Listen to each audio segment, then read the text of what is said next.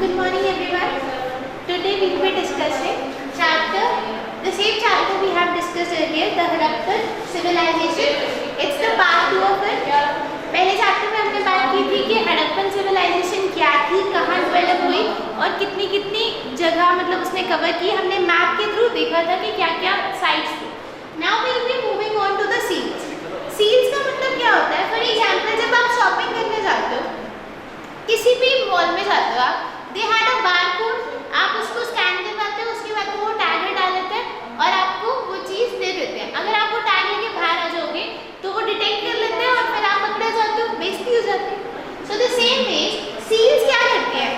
अगर आप एक और एग्जाम्पल लो, किसी भी गवर्नमेंट की या की कोई भी ऑर्गेनाइजेशन हो, की एक स्टैम्प होती है. स्टैम्प का मतलब सील ही है. सील हम यहाँ पे इसलिए रेफर कर रहे हैं क्योंकि सील में एक 3D फिगर की बात हो रही है. तो जब 3D फिगर की बात करें तो हम सील, और अगर एक 2 डायमेंशनल फिगर की हम बात करेंगे तो वी टॉक अबाउट स्टैम्प्स. तो हड़प्पन सिविलाइजेशन की सील्स पे फोकस करेंगे हम आज और चैप्टर को आगे देखने की कोशिश करेंगे. सील्स में क्या था? सील्स का मेन फीचर यहाँ पे ये था कि एक साइड पिक्चर होती थी, दूसरी साइड इंस्क्रिप्शन होती थी. इंस्क्रिप्शन यानी कि स्क्रिप्ट होती थी. और अब सील्स जो हड़प्पन सिविलाइजेशन में थी वो काफ़ी सारे टाइप्स की होती थी. For example they were rectangular, they were triangular, square, cylindrical, sphere, you can name any shape and they have the type of seal. उसके बाद सील की टाइप्स हमने देखी कि कितनी शेप्स होती थी, उनमें क्या लिखा होता था. उनमें लिखा जो होता था कि हम उसे पढ़ सकते हैं? नहीं, हम उसे नहीं पढ़ सकते क्योंकि आज तक भी हमें नहीं पता चला है कि वो क्या लिखते थे. और जो इनकी स्क्रिप्ट थी दैट वाज पिक्टोग्राफ. पिक्टोग्राफिक मतलब in the ways of symbols और signs. For example this is a symbol, this can be a symbol they use, और this could have been a symbol they had used. So these kind of symbols they use for their script as their script. और हमने यहाँ पे बात की एक side picture होती थी, एक साइड इंस्क्रिप्शन होती थी, कई बार थर्ड साइड पे भी एक इंस्क्रिप्शन होती थी. और हम जब हड़प्पन कल्चर को स्टडी करते हैं तो हमें पता चलता है कि लोग सील्स को सिर्फ बैग्स पे या गुड्स पे कैरी नहीं करते थे. They used to carry it in their on their bodies, adorn their bodies. Like for example this was some sort of identification. Like company के आपके आइडेंटिटी कार्ड्स होते हैं, उस तरीके से भी कई बार सील्स को यूज़ किया जाता था. सो व्हेन वी हैव, जब हम स्क्रिप्ट की बात कर रहे हैं तो स्क्रिप्ट में मैंने ये बताया आपको कि पिक्टोग्राफिक स्क्रिप्ट थी. अब पिक्टोग्राफिक स्क्रिप्ट थी कैसे लिखी जाती थी? फॉर एग्जाम्पल अगर आप हिंदी की बात करो या इंग्लिश की बात करो तो आपका स्टाइल ऑफ राइटिंग क्या है? लेफ्ट टू राइट लिखते हो. बट जो हड़प्पन स्क्रिप्ट थी वो राइट टू लेफ्ट लिखी जाती थी. और कुछ जगह पे ऐसे टेक्स्ट में मिले हैं जहाँ पे एक लाइन राइट टू लेफ्ट होती थी और दूसरी लाइन लेफ्ट टू राइट होती थी. और अभी भी हमें नहीं पता है कि वो क्या लिखते थे. बट हमें एक चीज़ फॉर श्योर पता है कि जैसे 26 अल्फाबेट्स है इंग्लिश लैंग्वेज के, वो उसके साथ रिकॉग्निशन नहीं रखती क्योंकि जो स्क्रिप्ट के कैरेक्टर्स है, जो सिंबल्स हैं, they are like 2500 to 2245. So they I was just writing the time period. So they are like 375 to 400 characters मिलते हैं हमें. So it means for sure इतने सारे अगर आपके पास सिंबल्स हैं तो 26 अल्फाबेट्स उसके साथ कॉरेस्पॉन्ड नहीं करते. तो हमारी जो स्क्रिप्ट है, हड़प्पन स्क्रिप्ट है, it has 375 to 400 characters, which means it is not associated with the modern day scripts because we are not having so many alphabets to our disposal. उसके बाद हमें ये स्क्रिप्ट मिलती कहाँ पे? सिर्फ सील्स में मिलती है? नहीं, हमारे पास जो कॉपर के टूल्स हैं या फिर जो जार्स मिलते हैं या फिर इवन जो साइन बोर्ड है, इन सब पे हमें हड़प्पन स्क्रिप्ट देखने को मिलती है. उसके बाद हम बात कर रहे हैं वेट्स. सील्स का टॉपिक हमने कवर किया. अब इसके बाद हम बात कर रहे हैं वेइंग सिस्टम क्या है. What was that? Weighing system.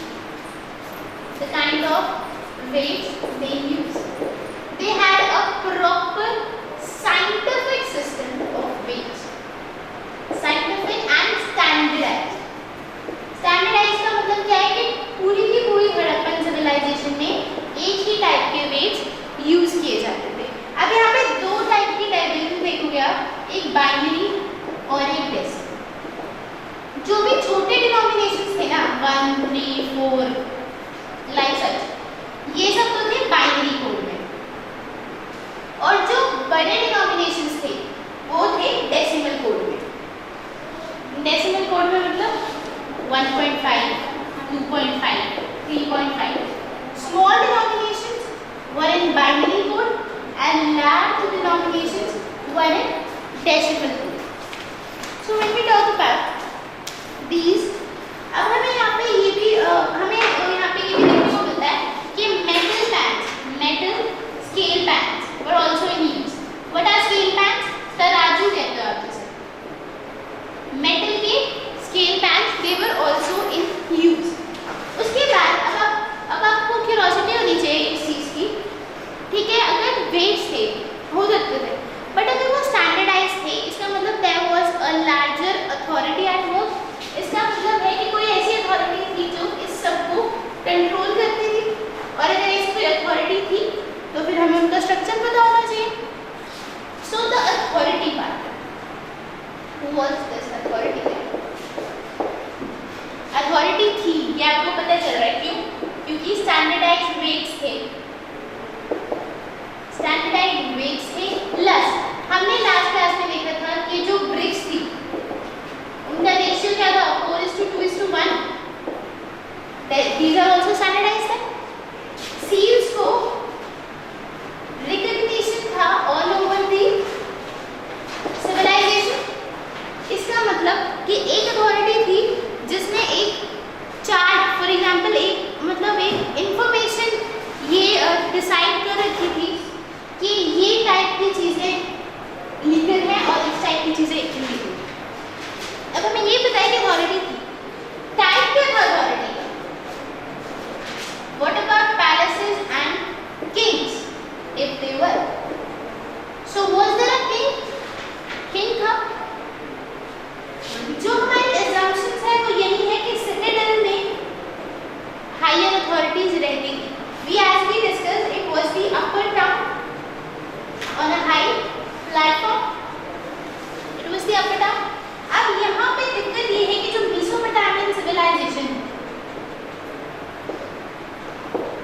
उनकी जो रूलिंग एरियाज थे, जो रूलिंग क्लास का एरिया था, वहाँ पे कुछ ऐसे रिमेन्स मिले हैं, रिमेन्स ऑफ वेल्थ मिले हैं, रिमेन्स ऑफ वेल्थ मिले हैं, जिससे कि आपको पता चलता है कि there existed the ruling class and they had the power. But जो हड़प्पन सिविलाइजेशन है वहाँ पे ऐसा कुछ भी मिला नहीं है। The Harappan civilization had nothing of that sort. No extraordinary things. No extraordinary thing is found in the citadel. अब इसका क्या मतलब हो कि कोई भी अथॉरिटी नहीं, अथॉरिटी थी, हमें कुछ ट्रेसेस मिलते हैं प्रीस्ट किंग के। एक स्टोन स्टैचू है,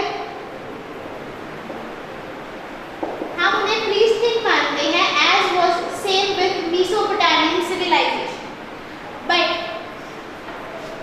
दिक्कत ये आ रही है कि हमें फॉर श्योर नहीं पता है कि हड़प्पन सिविलाइजेशन की क्या अथॉरिटी थी। हमारे पास 3 थ्योरीज हैं। थ्योरी नंबर 1 कि एक किंग था। थ्योरी नंबर 2 सबका इक्वल स्टेटस था।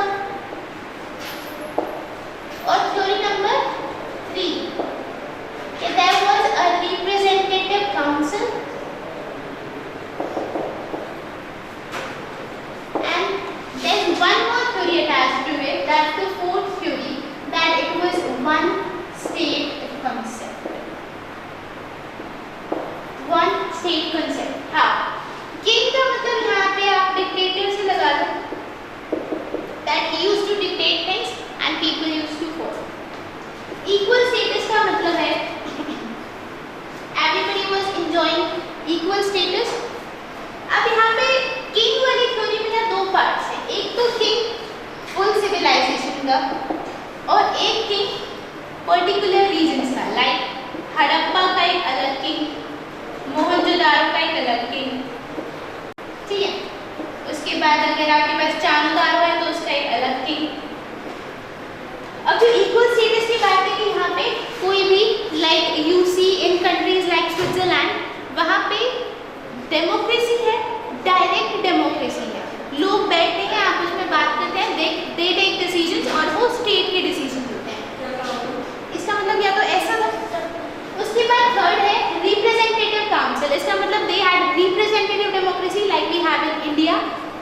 हम इलेक्ट करते हैं अपने representatives and they take our decisions. So या तो वो सिस्टम था या फिर वो वन स्टेट कंसेप्ट था। इसका मतलब the whole region of the Harappan valley civilisation was under one central authority and one central authority was delegated into some members of the council, like is the perfect example in India. Representative council में भी हो सकता है कि हड़प्पा की अलग representative council हो, मोहनजोदाड़ो की अलग हो, बट वन स्टेट कंसेप्ट में जब है ना, तो यहाँ पे हम डिस्कस कर रहे हैं कि एक ही अथॉरिटी की पूरी एक ही, जैसे आपकी स्टेट्स है लाइक हरियाणा है, पंजाब है, सबकी अपनी अपनी लेजिस्लेटिव असेंबली है, लेकिन आपकी पार्लियामेंट एक ही है, इंडियन पार्लियामेंट। उसी तरीके से फोर्थ कंसेप्ट में हम ये बात कर रहे हैं कि एक ऐसी सेंट्रल अथॉरिटी थी जिसके डिसीजन सुपरसीडिंग थे, सुपरवाइजरी थे, binding, compulsory. So have we discuss authority क्या थी, कैसे थी, स्ट्रक्चर क्या। अब उसके बाद हम एक चीज और पढ़ रहे हैं, सिविलाइजेशन जैसे हर अच्छी चीज का एक अंत होता है, उसी तरीके से हड़प्पन सिविलाइजेशन भी का भी अंत हुआ है ना।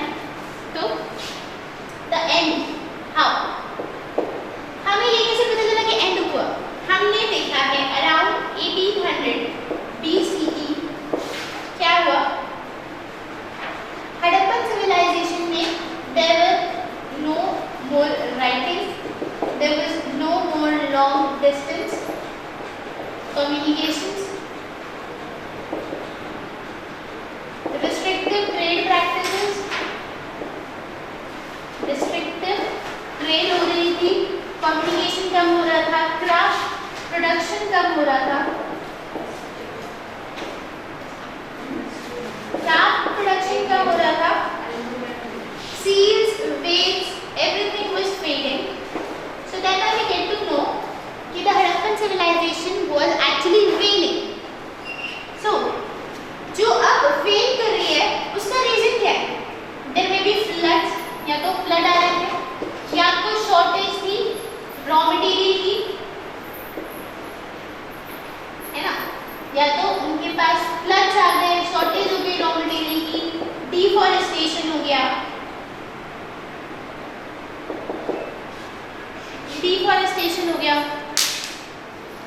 या फिर और कोई रीजन ये रहा होगा कि क्लाइमेट में कुछ ऐसे चेंजेस हो गए, क्लाइमेटिक चेंजेस हो गए। तो there could be an number of reasons जिस वजह से ये फेड हुआ। अब ये फेड हुआ तो हमने ये देखा कि there was a more rural way of life, लोग बहुत ज़्यादा रिस्ट्रिक्ट हो गए, मतलब जो सारी टाउन प्लानिंग थी, जो सारी ड्रेनेज सिस्टम्स की प्लानिंग्स थी, ग्रेट बाथ्स के स्ट्रक्चर्स थे, वो स्ट्रक्चर्स अब या तो कम यूज होने लगे, और पर्टिकुलरली जो लार्ज स्ट्रक्चर्स थे उनका अब कोई फर्दर उनमें प्रोडक्शन, उनमें एडिशन नहीं हो रहा था। So we get to know the Harappan valley civilisation was actually waning away around 1800 BCE। उसके बाद अब हमें पता चलता है कि हमने ये पढ़ लिया कि पूरी हड़प्पन सिविलाइजेशन की स्टोरी क्या है, हड़प्पन सिविलाइजेशन क्या थी, कहाँ थी, कैसे थी, क्या क्या होता था, लोग कैसे थे, खत्म कैसे हुई।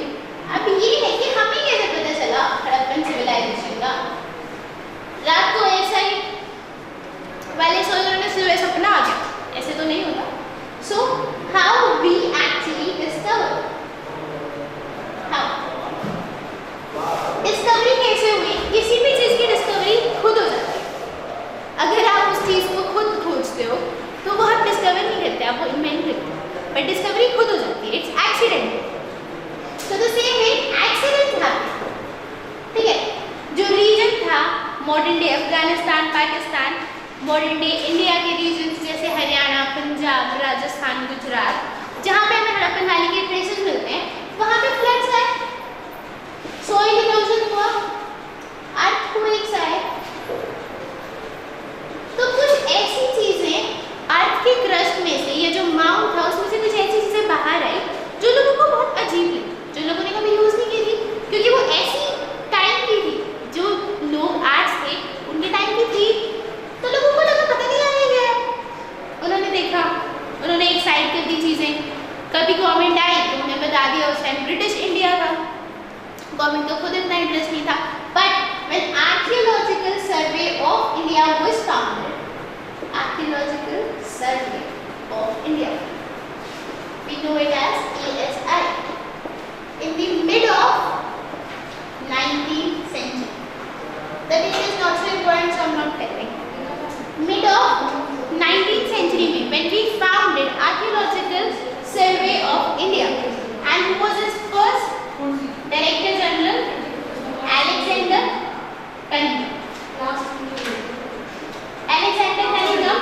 पहले डायरेक्टर जनरल थे,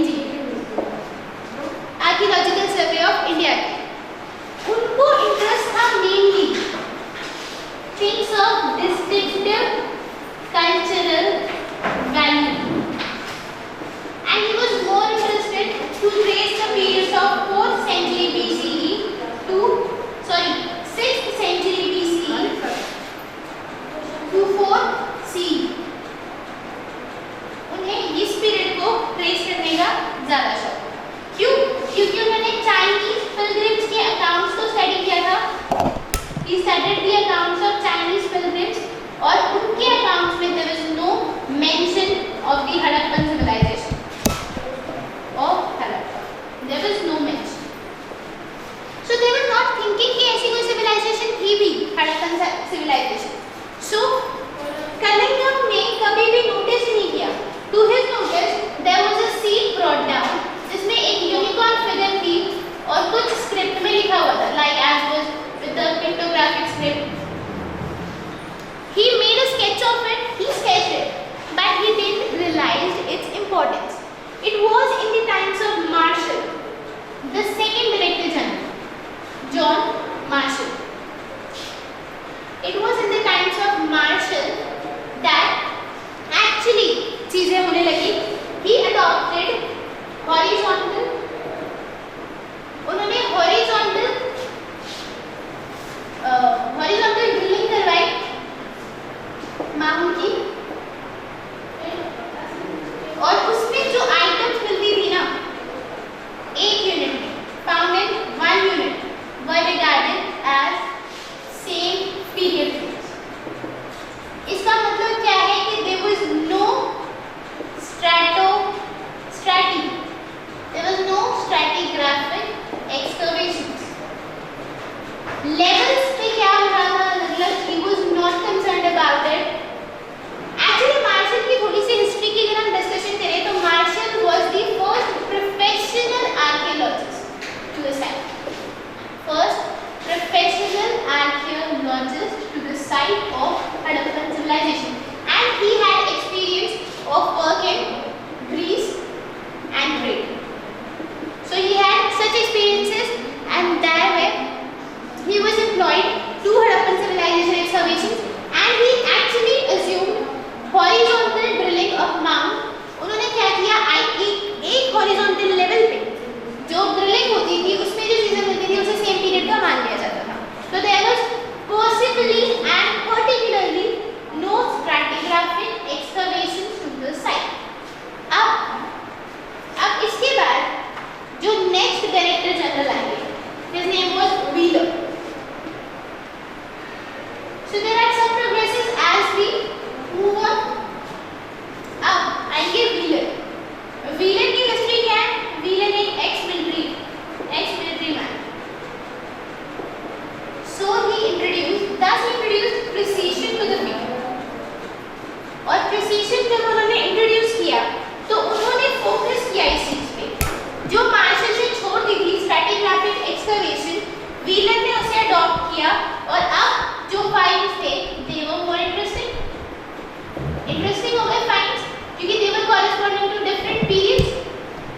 स्ट्रैटिग्राफिक एक्सकवेशन का मतलब ये होता है कि when you actually delve into the earth you have different layers. तो जो हमारे पास डिफरेंस है मार्शल और व्हीलर की अप्रोच में वो ये है कि व्हीलर ने क्या किया कि इस पूरे लेवल पे कुछ भी मिला तो उसे सेम पीरियड मान लिया, ठीक है। लेकिन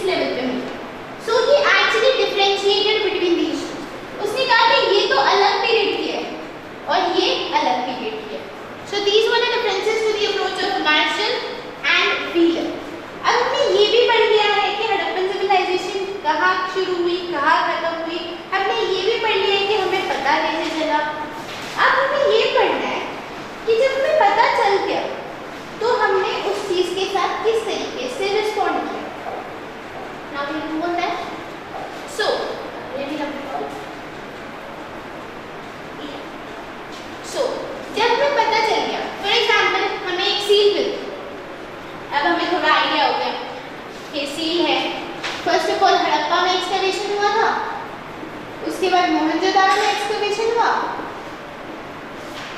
कुछ चीजें सिमिलर थी, हमें लगा कि एक ही टाइम पीरियड की। अब उसके बाद मेन टास्क तो अब शुरू होगा, आप करोगे classification. Classification will then lead to interpretation. Classification and interpretation. Classification मतलब on the basis of raw material, क्या raw material यूज हुआ है? For example clay के हैं, टेराकोटा है, मेटल है, किस टाइप है? क्लासिफिकेशन या फिर यूटिलिटी। यूटिलिटी क्या है? रिलीजियस पर्पस है, डोमेस्टिक यूज है या luxury. You can name it on any base. For example ये तो सिंपल है कि रॉ मटेरियल है, क्ले की चीजें क्ले के साथ, टेराकोटा की चीजें टेराकोटा के साथ, मेटल की चीजें मेटल के साथ, या फिर आप नेचर भी ले सकते हो। For example you had seals, you had toys, you had goddess figurines, ठीक है। सो रॉ मटेरियल में यहाँ पे क्लियरली वैसे यूटिलिटी की बात करें, रिलीजियस पर्पस, जैसे कि हमें बहुत सारे लिंगास मिले, प्रोटोटाइप्स के पास, प्रोटोटाइप्स ऑफ रुद्र। उसके बाद रिलीजियस पर्पस में आपको क्या मिला है?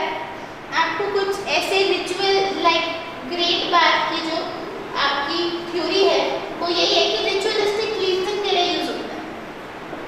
हमने लास्ट क्लास में करा था कि great bath was somewhere used for ritualistic cleansing.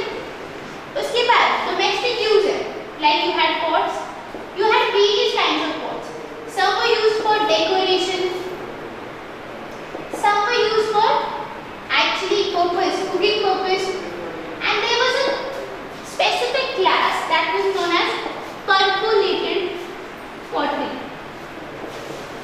which had holes in it.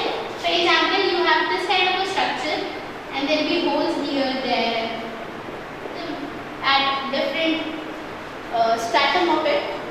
Why? This was particularly used for liquor straining. Liquor को स्ट्रेन करने के लिए यूज की जाती है। Same ways you have nature seals की आपकी as we use for trade purposes, sometimes for identification. उसके बाद टॉयज थे, that was of course for the children to play, and goddess figurines थी। गॉडेस फिगरीन्स थी कुछ इस टाइप की, एक गॉडेस को डिपिक्ट किया गया with the head care of fan shaped head care, उनका फेस है, उसके बाद उनकी बॉडी है। So she is wearing a lot of jewelry and everything like that. So we need to get this की classification करनी है, कहाँ पे किस चीज को place करना है। उसके बाद next thing comes to our notice is of interpretation. आपने classify कर लिया, बहुत अच्छी बात है। अब आपको ये बताना है, classify तो कर ली सारी चीजें एक साथ। अब जो उनकी classification के groups बने, for example A group, B group, C group, D group, ये तो आपने बना ली किसी on the basis of some common characteristics। पर अब क्या? अब इनसे कुछ रिजल्ट्स निकालने चाहिए। So you have to form results out। Results क्या पता चलता? Like मैंने बोला प्रोटोटाइप से बात मैंने, इसका मतलब क्या है कि they were somewhere related to Hindus, to Hindu cult। They were somewhere related to the Hindu cult। आपको सील मिली है, उस पे एनिमल फिगर्स मिले, इसका मतलब है कि Harappan people were known about animals। आपको और क्या कुछ ऐसी चीजें होती हैं जिनकी डायरेक्ट एविडेंस नहीं मिल जाए, there is no direct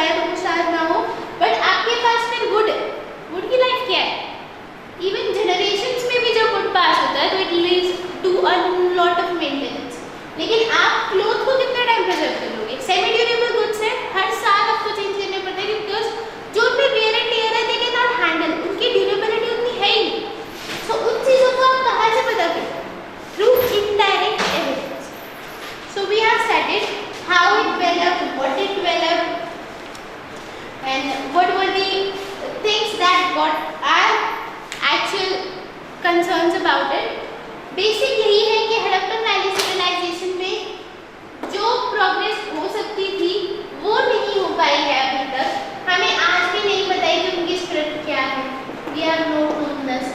हम काफ़ी सारी नई टेक्निक्स यूज़ कर रहे हैं, जैसे कि सरफेस फ्लो टेक्निक्स यूज़ कर रहे हैं for better understanding the things.